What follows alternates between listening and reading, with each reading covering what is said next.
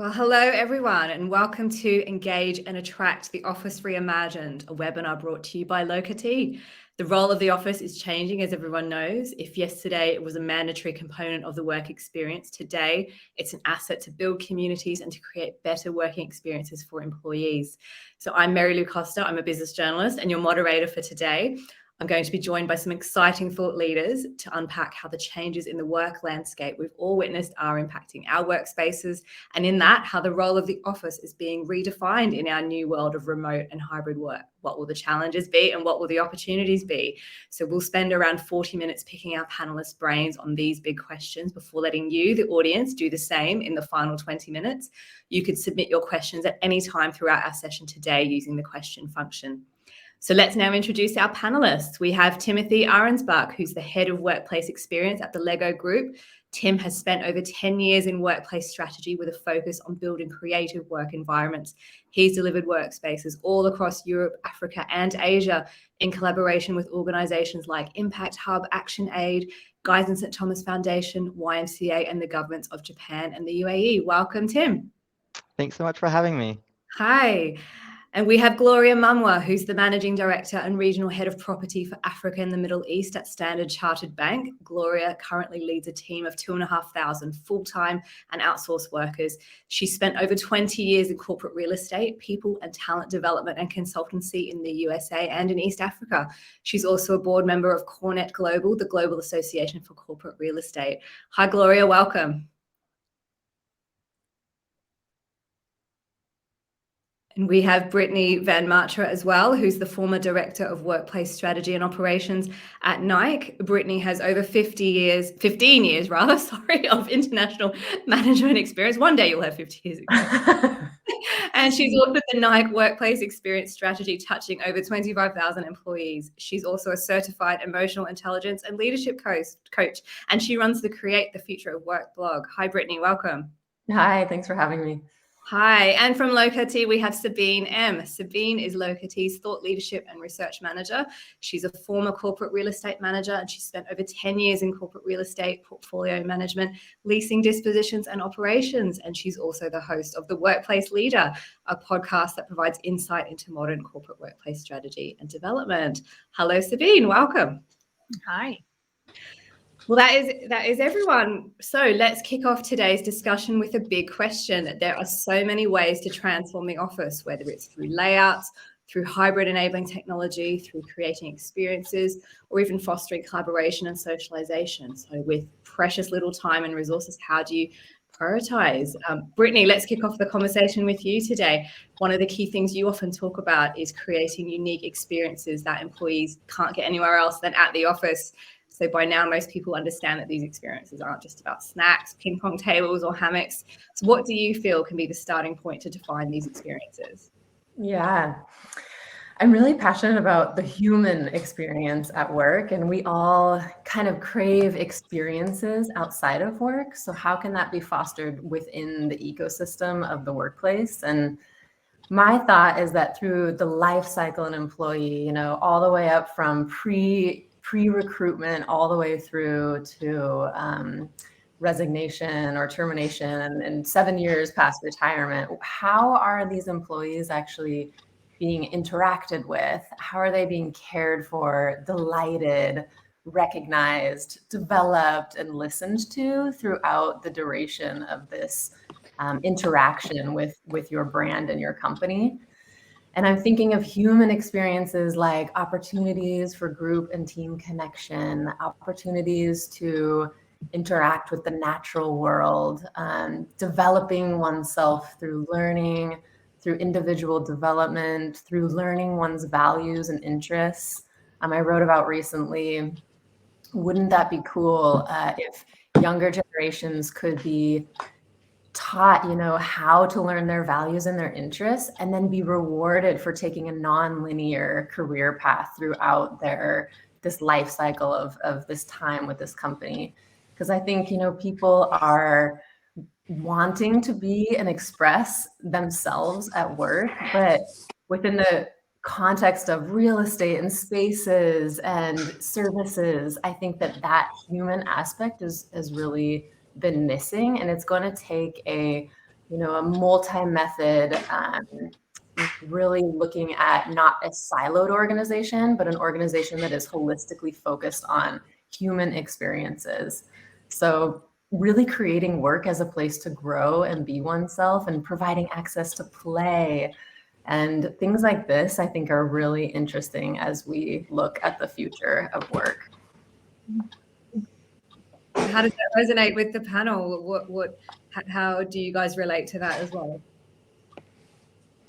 Yeah, I agree with, the unique experiences being part of, the life cycle. And for me, I think it's not just about, an organization anymore. And I think COVID has taught us lots of lessons around, the human being and how important it is to meet our human needs, because work is just a part of my life cycle. And, in terms of how we think and work, it's going to be, it's got to be aligned with my life in terms of, am I a morning person? Am I an evening person? If it comes to, work time cycle, do I have kids?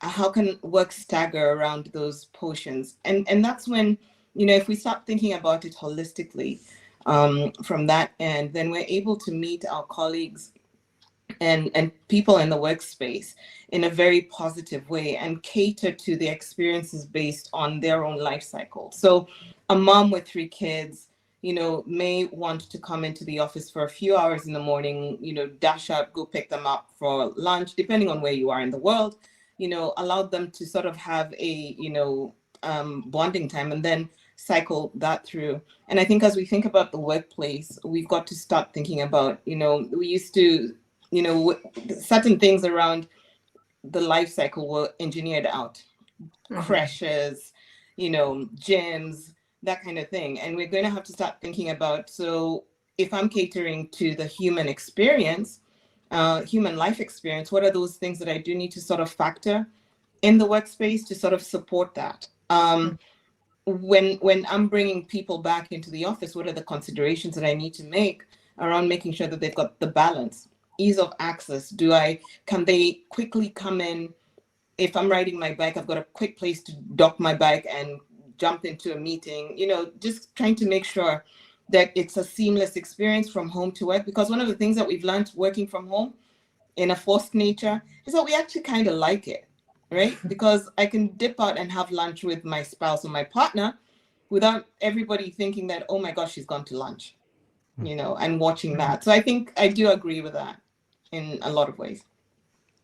And I think maybe just backing off of that, I really love your point in terms of thinking about experiences as being tailored to the individual and diverse needs of our colleagues, but also conversely to your point, Brittney, in terms of creating those unique experiences that really talk to the brand. We know that a lot of our colleagues have missed, that connection to the company, its values and its purpose, and making sure that you're not just creating kind of cookie cutter experiences that you're just rolling out, but actually those experiences that really connect to the company, I think is really important. Yeah, a lot about authenticity, what feels natural to the company. I think we'll probably hear more from you, Gloria and Tim, later, but if you think about Lego and Standard Chartered Bank, and you imagine like Standard Chartered Bank having Lego kits everywhere, that wouldn't feel natural to the company and people wouldn't believe it. Right. So consumers are and the employees in that case are a consumer of that workplace experience, are very aware of what is real and what's fake. And they will definitely dismiss that fake part and will seek companies that put out something that's true to their core. Agreed. Yeah, so many good points that we've started off with already. I'd love to come back to you, Brittney, now on kind of taking everything we've talked about now and looking at actually the ability to measure it. So perhaps testing and learning. I know those approaches will be crucial to workspace planning and to the overall employee experience. Obviously, that requires data. So how do you in particular approach measuring the employee experience at a company as large as Nike, where you've been, for instance? Yeah, I think this is Pandora's box, really. I mean, there's so much data that you can get, but it's like, what data actually matters to the experience that you're trying to create? And how do these KPIs that you're measuring tie back to the overall company OKRs? And how are you really measuring performance? And I think beyond the data, beyond having a trackable scorecard that is reviewed cross-functionally, consistently, weekly, how are you actually also engaging the employee and listening to the employee? And this could include things like individual interviews, of course, surveys, but we have to get more personal than that. We have to start talking to people individually, start really having focus groups with teams, start to understand how managers are managing within this decentralized hybrid environment, what's working, what's not working. There has to be an onus to put a lot of boots on the ground with this, because we don't know what we don't know yet, and things are rapidly evolving. Expectations are rapidly evolving. Employee preferences are changing all the time. So my perspective is really to really start to listen and really start to engage the employee on an individual level, because people also want that interaction, you know, they want to be listened to and heard. So I think beyond the standard data sets, of course, that's important. We really start to have to look at having more of that engagement. If you have that data set already in place, because a lot of companies don't actually, and I think for everybody, no matter where they are in their journey, it's like going back to the starting line, thinking about what data do they have, what technology is in place that could be leveraged, and thinking about where that would need to go, adding, for example, circumstantial feedback rather than those annual pulse surveys that feel rather distant and remote from what's happening. And then also making sure you have the people and skills in place to translate that data into actionable insights. Because if it's just sitting in silos and not just like you just said, Brittney, I'm getting excited apparently. Not leveraged and used across the company. And something I'm thinking about lately too is like, how does this tie to engagement too? You know, like, and engagement is traditionally done on like a 6-month basis at most big companies, but that's not enough. You know, we need to be testing different types of technology, testing different ways of working, and actually measuring that on a very frequent basis and tying that back to engagement. I think that's something that's not happening yet that could be a real win. Absolutely. And maybe even, oh, sorry, go for it, Gloria. No, go ahead, Tim. I was just thinking in terms of kind of what scale that conversation is as well. Like, are you able to, for instance, have a conversation at a team level about the impact that the workplace has in terms of kind of your ability to work together as a team? Right now, we ask people individually very often, you know, does the workplace enable you to be your best working self? But if you're also trying to be your best working colleague and contribute to the development of your colleagues, you can't really kind of assess that yourself. You need your colleagues to tell you that. So how can we also use the kind of the team conversations as a starting point for, you know, really trying to figure out, is our workspace really supporting that as well, the team dynamics? Yeah, I think, you know, those are real key points in terms of, you know, that particular engagement. I think the other thing is, you know, whilst we're thinking, you know, human centricity around solving for the workplace, there's an aspect around business priorities that is competing with trying to deliver a workplace strategy. And so I think there's several, you know, as we align from a, you know, real estate perspective, trying to get language from the data that we've got, whether it's from a people, you know, in workplace engagement survey or a overall, you know, organizational engagement survey, and trying to underline, you know, get data points that sort of speak to productivity in a business sense, that sort of makes it a little more compelling to sort of focus on the individual that drives that business success, becomes really important. So whilst, you know, real estate, yes, is a tool, an enabler in terms of driving that, a lot of the feedback we get is sentiment. And how do we then prove it from a perspective of actual tangible business results? And I think that's the next step that we sort of need to sort of move quickly into from a real estate perspective compared to, you know, the workplace. And we do focus on the workplace because we know, we believe that it's driving, you know, higher engagement if we improve and balance out a lot of the facilities that our colleagues are telling us in different organizations around, what I see as a productive space to work in.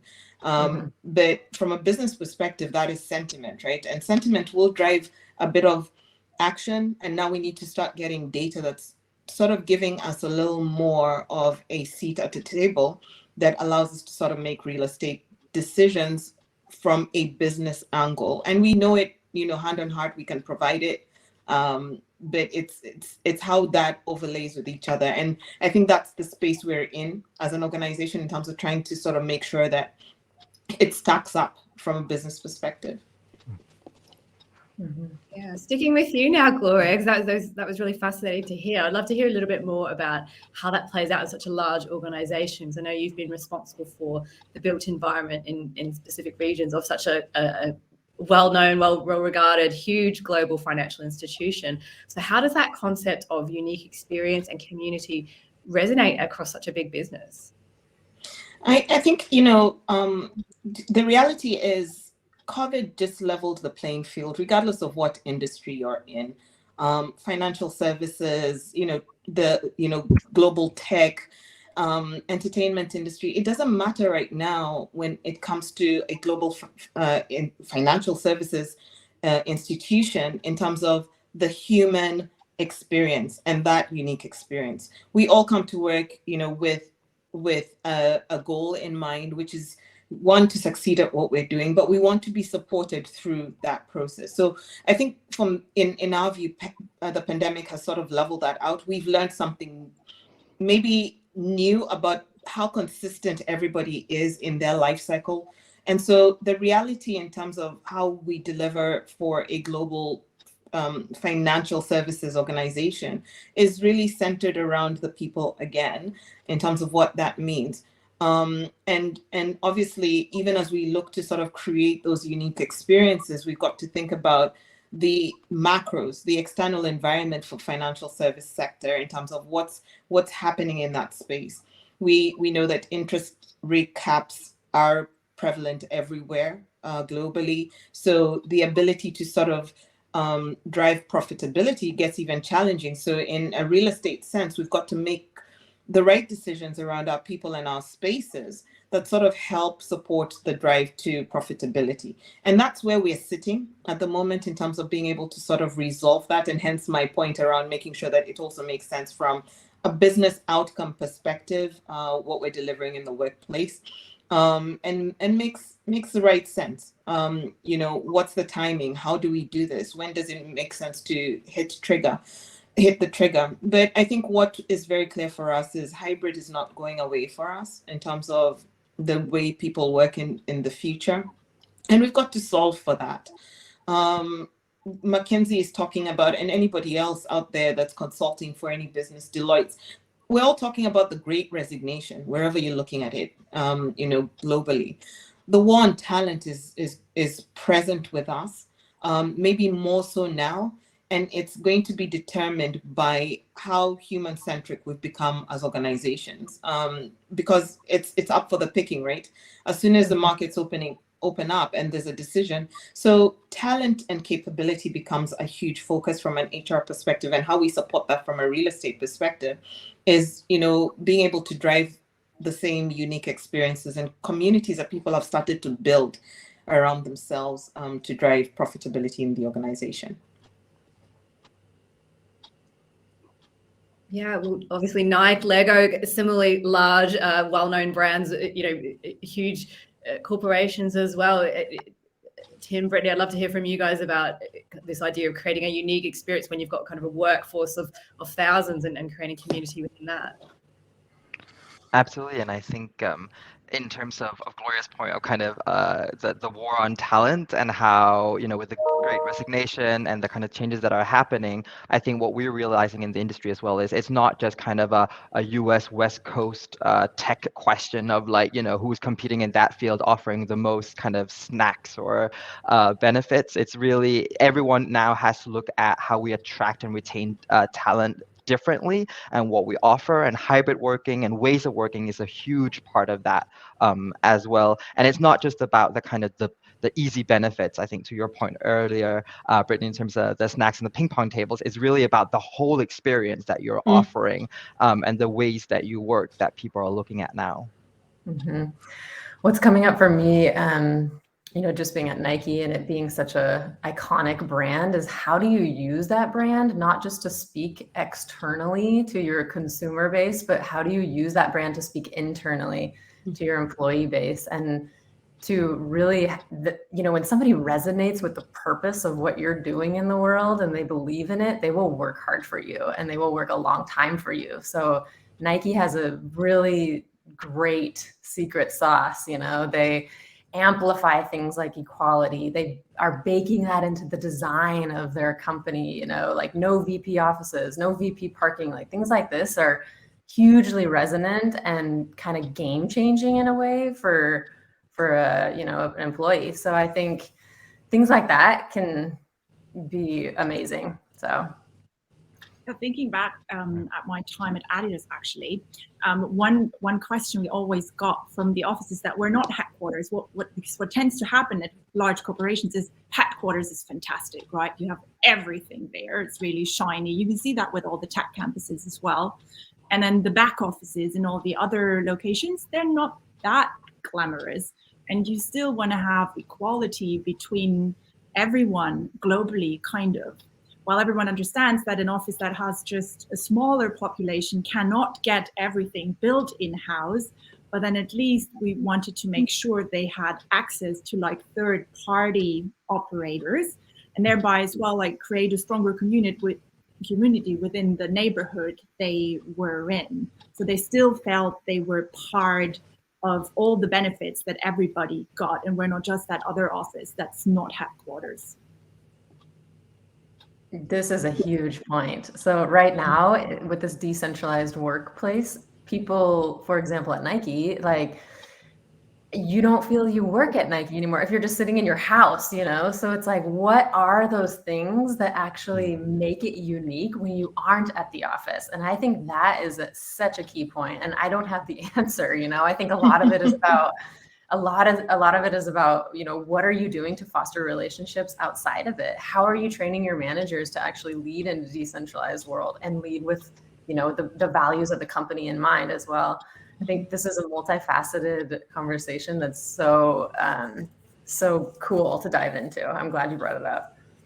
Yeah, it's interesting because, we've been chatting about the role of the office in terms of what that means. And I remember speaking at a panel discussion last year when we were still in the middle of, the pandemic, and, the question was asked. And when you think about brand representation in terms of what, an office means, regardless of whether you're a head office or a spoke office, it doesn't matter.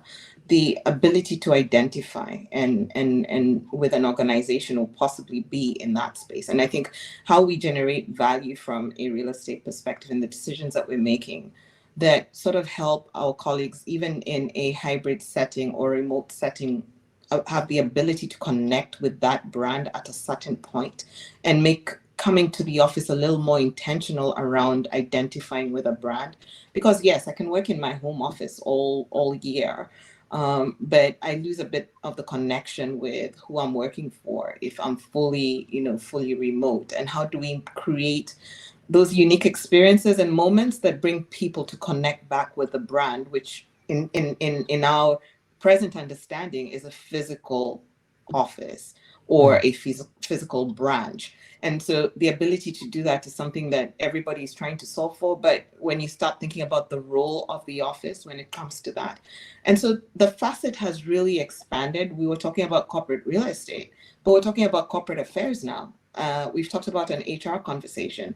So when you start thinking about who needs to be sitting at the table to be able to make those decisions, it's now a collaborative approach to make it meaningful to our colleagues wherever they are in the world. And we're not, from a real estate perspective, we're not the experts on brand and how do we make that link. So it's causing us to have the right conversations with the different functions, support functions that bring the expertise to the table.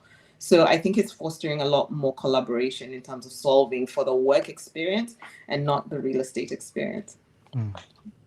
On that point of collaboration, Gloria, obviously, just going back to the point of you being part of such a large global organization, you're at the helm of a team of 2,500 people. And when we read blogs and articles about managing a hybrid workforce and developing that employee experience, they talk a lot about listening to employee needs. We talked earlier, Brittney mentioned earlier about moving beyond the pulse survey and developing a more personalized approach to understanding exactly what people want to get out of work and the office. So have you, Gloria in particular, found that magic wand that gets you the information from thousands of employees in a way that's actionable for you as a leader to actually create some strategies off the back of those?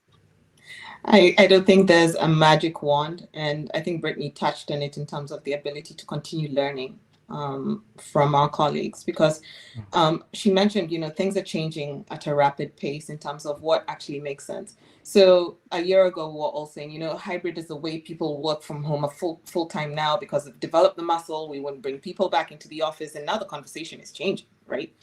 And as someone who's leading a team of both, outsourced workers and core teams within the bank, I have to change the way I'm managing and that sort of, ability to connect with people. I've sort of learned to be a little more animated on my video conferences now, so people can get the energy that I'm sort of changing my style a little to rise to the occasion. And that will change over time. As we get used to being in this environment, I'll have to learn a new style to keep my team engaged on a regular basis. And so I don't think there's a magic wand. I think for me, the statement is we need to keep learning. We need to be iterative through the process. Nothing is fixed anymore. As technology moves, so does the human experience move and change at the same pace. And so we can't sort of ignore and say, okay, I've made a 5-year strategy. This is what it's going to be. We're going to have to keep learning or leave room for a tweak to every strategy, because it makes sense to make long-term strategies, but we've got to get to learn what works, what didn't work so well, and be rapid to change that as we continue to engage with our team. So no magic wand. I think the best solution is to keep learning, keep listening. I don't think it's been said enough. Listening. I think we have to have, there's a saying, the reason why we got 2 ears and 1 mouth is so that we can hear more and listen for much longer. And I think we need to listen to people as they speak to us and tell us what their needs are. And, from a leadership perspective, is to try and see how I can continue to meet that need where possible and talk through the things that possibly can't be delivered and how we can collectively solution. So I don't think it's anything new for somebody in an organization that's international in terms of, you've been managing a remote workforce, so to speak, because they're remote to you. And so what you're doing now is deeper engagement. You had the ability to travel into market previously. Now that's a bit restricted. So how do you then learn a new way of engaging teams to sort of deliver outcomes? And I think it's taking a lot of energy for me on a personal level, because I'm not necessarily an extrovert, but the ability to sort of come off as a leader that's calling people to attention and getting people to work together becomes even more important for the cause. So I'm having to learn a lot more new skills to be able to deliver that. We had a conversation recently in the team. It was kind of a joke at the time, but I think something can be said for it. And the statement was made that, how about we measure corporate real estate by employee experience measures, and we measure HR by workplace performance measures, and just kind of make that cross collaboration and see the other side of the things you are doing. And I think it's kind of an interesting approach. It's interesting. It should give somebody else the headache that real estate has trying to deliver solutions. But it's almost, you almost want to sort of do a round table. Everybody sit in my shoes so we understand and learn from each other to deliver the different solutions. Because, somebody who's not deep in it will give us a different perspective. That's why it's so important to have all the parties at the table to sort of help solve for this, because somebody else will see it very differently in terms of driving that. And the diverse thought is now very necessary to be able to drive solutions that meet different people's needs. Mhm. Well, a lot of that is coming out of community. That was something we touched upon earlier, this idea of building community, even within the kind of large and potentially, intangible breadth of a big organization. Tim, I'd love to pick your brain a little bit on that now. Communities, as we know, are defined by what we all have in common, whether that's, a shared sense of space, be it physically or virtually, and that can trickle into a sense of ownership of that space. So Tim, how do you feel that applies in an office space that obviously is owned by the company? We as the individual don't necessarily own that space. Absolutely, and it's such an interesting question. I think historically in our sector, we've been focusing a lot on this idea of ownership of the physical space. I think we as humans have a natural kind of need for territorializing the environment that we're in, and so we talk a lot about going from historically owning or having an office, dedicated office space, to then having a cubicle, to then having a desk, and now increasingly, people are being transitioned to having a shared ownership of a neighborhood or home zone. And what does that mean in terms of people's sense of belonging and being anchored when they don't have that physical desk that is theirs, where they used to put up, photos of their kids and their dog?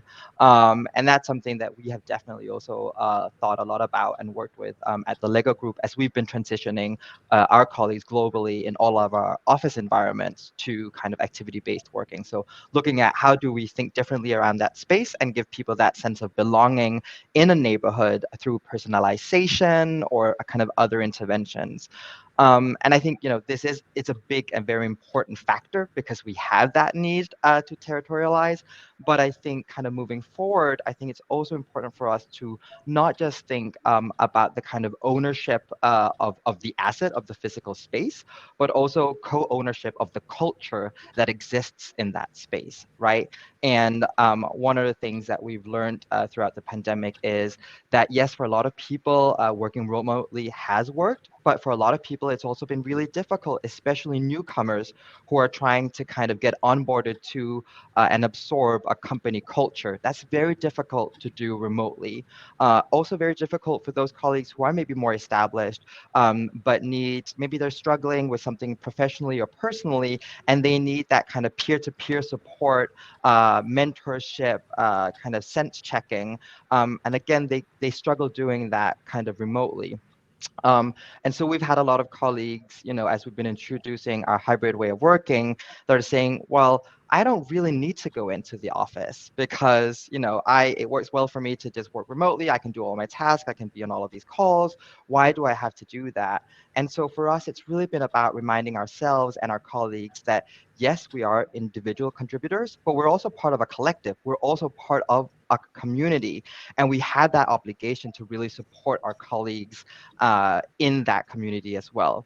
So really what we're trying to do is how can we think about the assets that support that community building and think less about the desks in which you kind of churn out emails and spreadsheets and whatnot, and more about what are the infrastructures that build community in a workplace.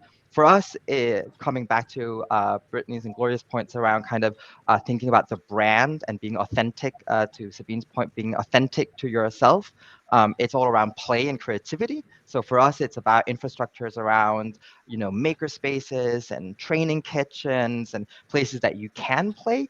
And we are using those really to build community in our workplace. And you guys have actually hired community builders as well to create, to help kind of curate and develop and foster those communities within your own people. So just sticking with you for a moment, Tim, I'd love to hear a bit more about how you leverage those community builders within your own organization to really put some intent behind those communities that you build and making sure they're connected, which is essentially a work community. What actions do you need to take and how do you use those community builders? So they've only just started a month ago. So this is all very new and exciting. And we're kind of preparing for our opening of our new flagship Lego campus in our headquarters in spring next year. But really what it's all about is, we've learned how kind of with the pandemic, kind of loose ties have become looser and strong ties have become stronger. So, we tend to gravitate towards the people we already know and less so kind of what used to be the water cooler moments. We're not really connecting with people in the periphery of our networks any longer. So we know as an organization that we need to do that, but we also know that that's very difficult to do in a remote setup. So as we're moving people back into physical space, we need to be really mindful of that. But also secondly, that kind of coming back to the idea of human nature, community building and networking is really uncomfortable for a lot of us. To Gloria's point earlier as well, I mean, even I'm also quite an extrovert. I hate networking. There's nothing worse than being put in a space and then having to network, which is effectively what we want people to do. We want them to build connections and relationships with people that they don't have those with across the company. So how do you do that in a way, we know it's good for us, but we don't really like it. So the community builders, their job is really to create those kind of shared experiences, those shared events where people come together and build community and networks across the organization in a way that's actually joyful and exciting for everyone. I think there's a question as well in the chat that's talking about introverts and how do you bring them in. And it's obviously a challenge, but in the financial services sector we have an acronym KYC, know your customer. I think we're beginning to realize that we have to know our teams, who's in our team, what are their tendencies. It's to be able to bring them into the ring, you have to work a little extra to sort of create that rapport and comfort, and make sure that from a team perspective we're also very clear. And so it's interesting that as you're talking about the community builders, and they've got to have the ability to be able to sort of bring people in that they don't see for a long time, to sort of build those communities. And I think there's a lot, I call it, today's term leadership is a really high calling in terms of what it's going to take to manage through hybrid. And it's a collective activity and a collaborative activity and not an individual. So it's not about the person who's sitting at the top to drive that. There's now, the hierarchies are broken down into how many people need to be able to do this. And I think it's a shared responsibility from an organizational perspective to sort of build that culture. And I think we can't do it without, the community builders should be, in my view, are the change agents of the culture of an organization. And I think from a real estate perspective, the infrastructure, the desks and everything could look wonderful, but if we've not created an opportunity for people to collide safely, and people who can create those opportunities for collision, because as Tim says, water cooler moments are rare now. You don't bump into somebody in the corridor or in the lift anymore that you probably would have liked to meet. So and one of the things I do say to my team is you've got to be intentional. If you want to build that relationship, it's going to take a lot more on your part. I can open the door if you let me know where you want me to open the door, but a lot of it is going to have to take. And so I think in a way it's really positive because we're getting a lot more self-leadership in that space based on the fact that there's isolation. But, we need agents that create those collision moments, and I really I've actually noted down the community builders because it's something that we need to think thoroughly around. How do we do that in a hybrid nature? Absolutely. No, I love that too. Yeah. I also see this comment about the metaverse, which I'm really curious about. And I understand that we only have these Zoom platforms and these video conferencing platforms right now. This is very much kind of old school technology. If you think about it, it's like we're on a phone. So I can just imagine going into the metaverse, in a company like Lego and having an opportunity to play, and then having kind of these community builder hair raisers, if you will, that love the brand and eat and sleep the brand and be able to interact with them and build community in the metaverse. So I think that is a really interesting new horizon for the world of work, and it's coming. It's it's here. It's just a matter of when is it going to be fully adopted by the modern workplace. But I think that's exciting when it comes to building community and having a sensory experience at your home with your colleagues. I think that can really change things. So. I think we need to be, I guess we just need to be conscious that tech is changing rapidly. Tomorrow it will be something other than metaverse in terms of driving those outcomes. And there's a culture and a nature that still needs to be built within organizations for adaptability of what's coming next. It's going to be bigger and better than the one that we have now. It might be 2 months away, right? So we'll be talking about one thing, but there's other things underlying being able to create a culture in a virtual world that we're in today to be able to drive. So I think for me, it's get back to fundamentals in terms of what needs to happen in the space, but knowing that, the horizon is wide and therefore there'll be a lot more coming at us to be able to solve for the same. Well, on that note, let's formally open up the audience Q&A then. That point about the metaverse is a really great topic to open that up with. That came from our audience, and that was a really fascinating way to kick off the Q&A. We'll start officially then with a question for Tim. You were given a pen, a large piece of paper, limitless time and budget to design a new Lego office. What's the first thing you start with and why? So, I mean, okay, with our new Lego campus, we didn't have endless time or budget, but it was, a project that we've been working on for years now, and we've had a really exciting opportunity to really shape the workplace experience concept from scratch. We kind of hit a pandemic halfway through, which meant that then we had to rethink it, but we're kind of lucky in the way that we're opening it now kind of as, hopefully, fingers crossed, we're moving into another phase where we can come back and use it in a slightly different way that we were originally intended. However, if I were to completely redo that process, one of the things I would love to do is really push the envelope in terms of opening up the space to the local community. It was something that we did try, but as you know, as an organization, there's a lot of confidentiality and security kind of considerations that you just need to be mindful of.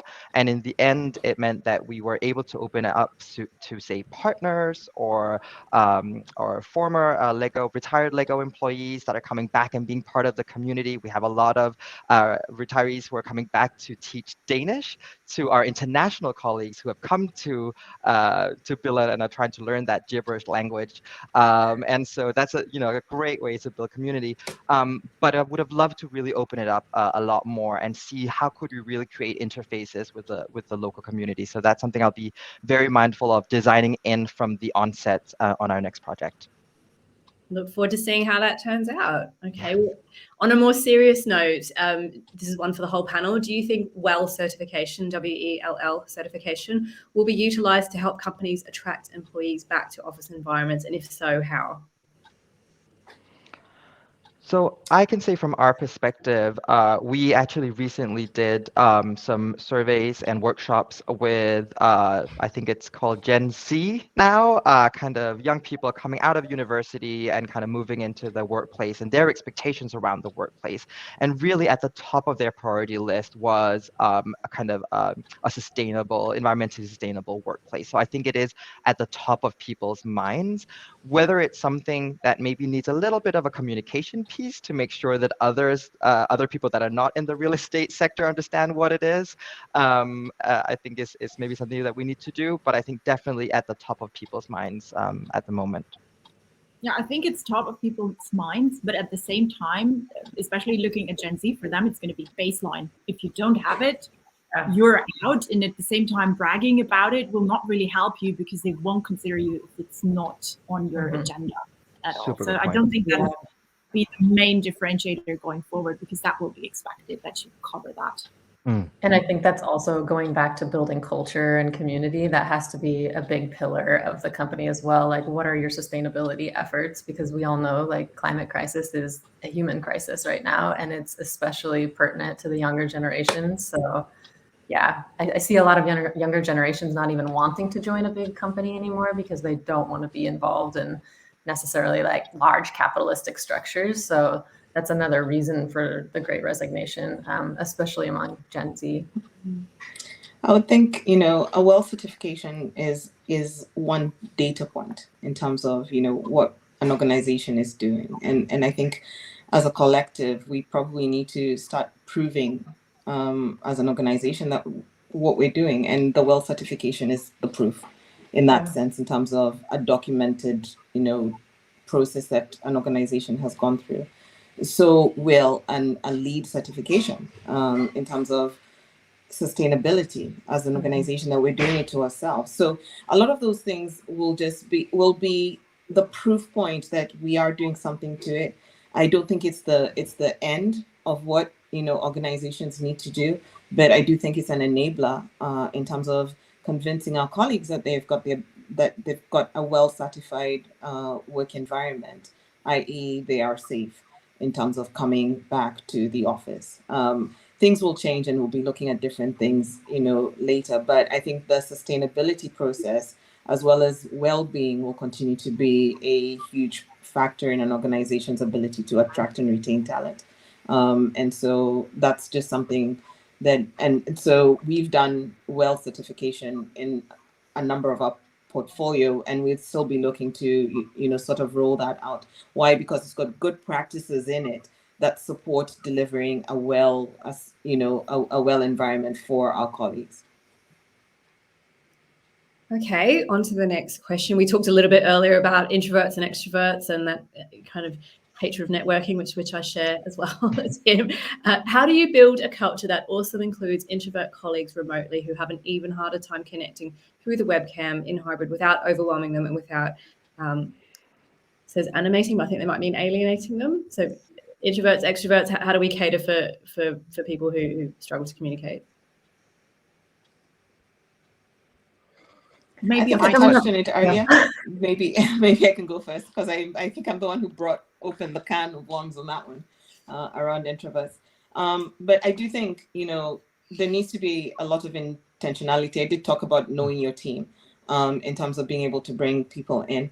I think there's need to sort of deepen relationships. This is no longer just the boss to employee relationship. This is the human relationship. And I think if you were to think about the relationship you have with a friend, and how you relate with your introverted friends, is exactly the same methodology that you need to sort of bring in to the workplace. I think we've generally kept a culture of arm's length. I'm the boss, or we're just here for work. But if you think to Brittney's point around, life cycle, it's part of life cycle, right? In terms of work is just a portion of it. So how do you sort of get into that space of building relationships, rather than, just leaving people on the periphery, on the sidelines, because it's not beneficial to you, because some of those introverts are probably of higher value than the extroverts. And I think there's need to sort of try and make sure that there's, I call it inclusion, to be honest. If you think about a diversity inclusion platform that you sort of need to focus on, diversity is the different types of people that we have. Inclusion is making sure that everybody's at the same table and at the same level in terms of conversation. So how you bring that in, and it's and that's the reason why, for me, D&I is not just gender issues that we're talking about. It's everything. When you're thinking about the whole human being, you've got to consider all those things to be able to bring people in. Yeah, and what's coming up for me is on the policy side. The introverts don't really do well having back-to-back meetings all day. I lean toward introvert, and that's very exhausting. It's like such a recipe for burnout. So what are the different types of practices and cultural policies around that? Do we have time baked in for breaks? How is somebody's temperament working in this hybrid world? And it really is the responsibility of the manager to develop their own level of emotional intelligence and self-awareness to be able to lead in an environment like this, and to understand what types of practices would be better for their team. And if maybe that is taking 15-minute breaks, requiring that you take a 15-minute break after each meeting. It allows for productivity, increased flow, things like this. So. And like what you said about like the managers making sure that they include everyone on an individual level, that's something that we do as well for everyone joining the team and everybody who's been part of the team. We do a personality test. I mean, people can do that voluntarily, but so far everybody's done it, so that we understand how each other works and ticks, if they are an introvert or an extrovert, if they like data or if they're more emotional. And then our managers and we with our colleagues can make sure that we respect the others in the way they are working. And if we know that someone is an introvert and has a hard time at those social events, we're not going to force them. We're going to encourage them. But if they want to back out at some point, it's not going to be like, why are you going? Why are you such a party pooper or stuff? People can be and come as they want, and what's required there is awareness around that, so that you can then create that level playing field for everyone, that everyone feels they're embraced the way they are and don't have to fit that that mold or that work persona where you have to be an extrovert and have to be super like strong and factual and these kind of things.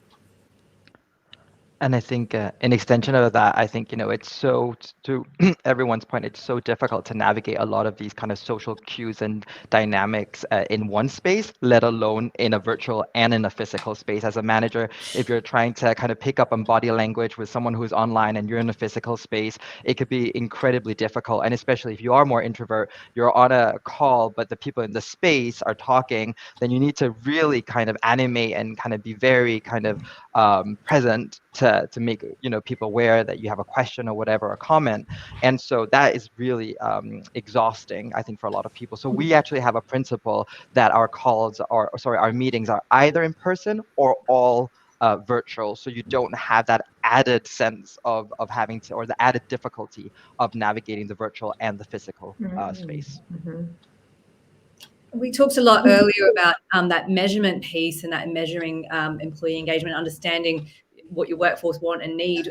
What will be some of the KPIs that you'll be using in the new year to measure the workplace experience in your offices?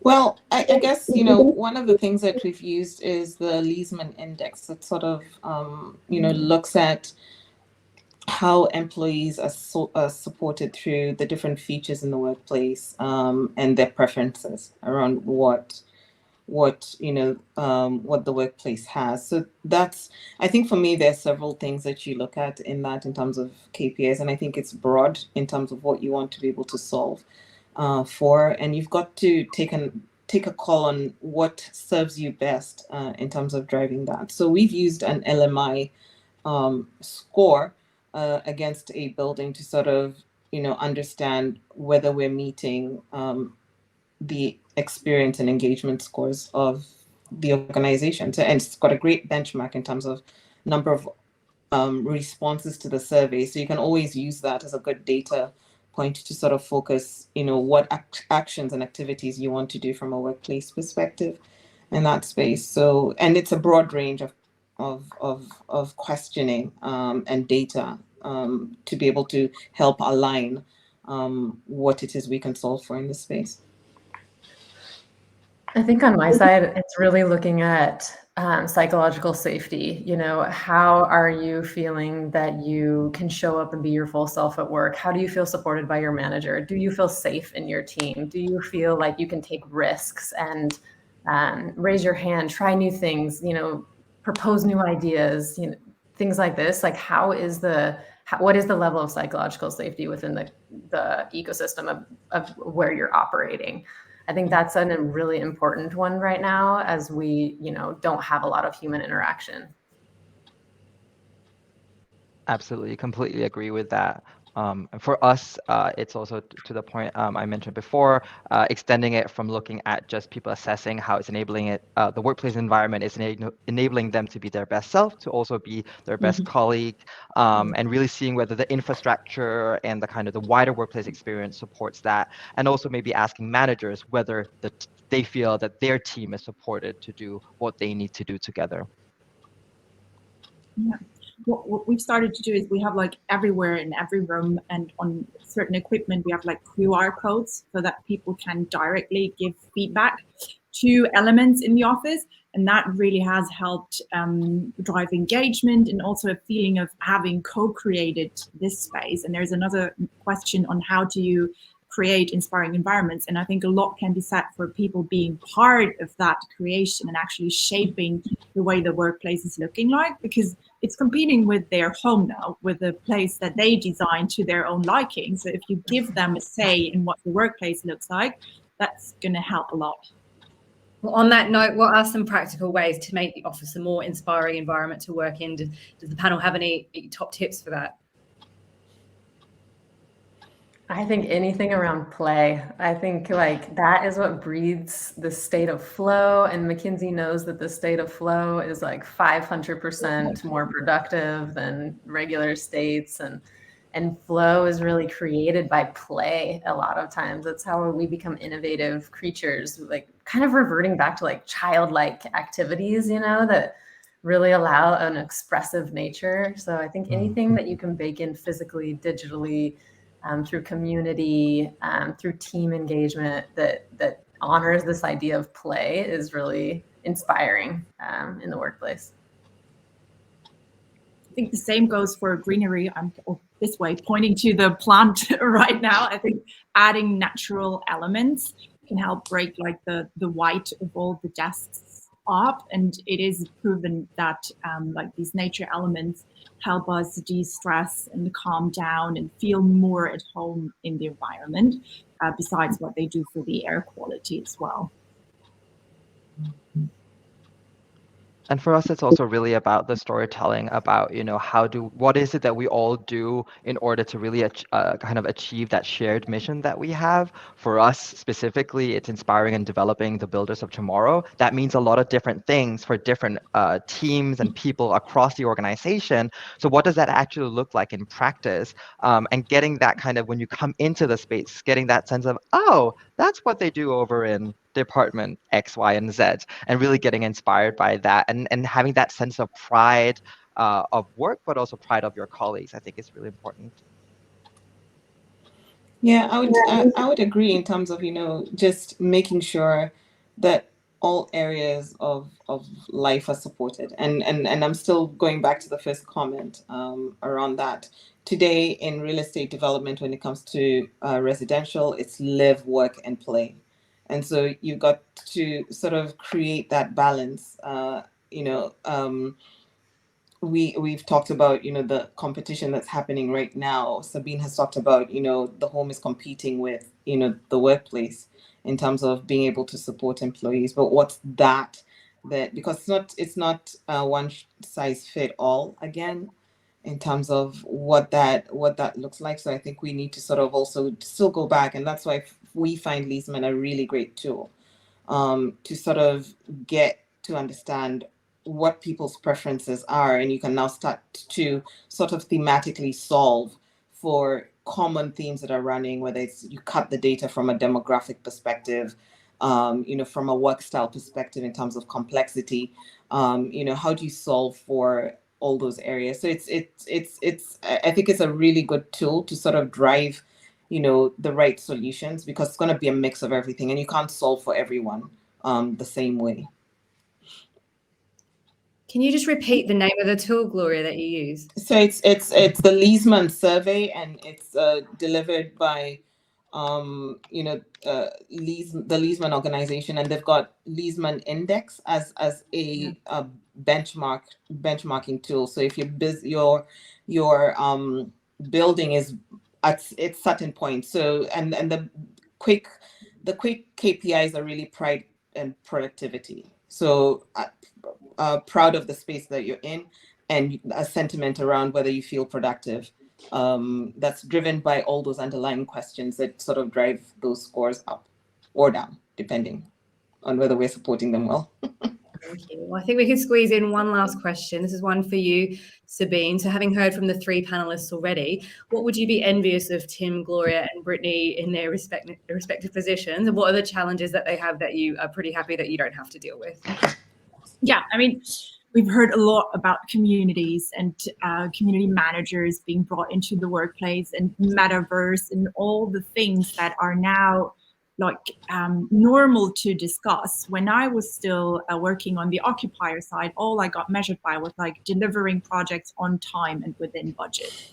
And employee experience was like, yeah, you need to do that, but there was not like a separate bucket that I could take money from to build out exciting spaces. Now we're in a time where home office practices are accepted, flexibility is going to be the norm for most of companies, and having an exciting workplace is going to be a necessity. So the focus has completely turned, and we're at the starting line of being able to do really exciting things and really changing how we look at the office, how we measure it, and for corporations as well, acknowledging the value of the offices, because there's a lot of debate. And if it were true that all the office was an expense and space efficiency, then everybody would have gotten rid of space way earlier. But corporations do see a value in it, and we as individuals do see a value in connecting with the community and the company. So it's like really exciting to be able to do all these tests and to define the way going forward. And then to the point of what I would not be envious of, it's probably working against resistance, because there's still going to be critical voices and all the stakeholders that need to be brought on board, and finding the right communication and stuff. That's tedious work in the end, but at the same time, it's very exciting. Well, that is all we have time for. Thank you, Sabine, for those brilliant insights just now. And thank you, everyone, for a fascinating discussion, and to our audience for joining us today. So please join me in thanking our panelists, Tim Ahrensbach from Lego Group, Gloria Mamwa from Standard Chartered Bank, Brittney van Matre, formerly of Nike, and Sabine M of Locatee. And thank you especially to Locatee for bringing us all together today. So bye, everyone. Have a great evening. Thank you. Thank you, you too. Bye. Thank you. Bye.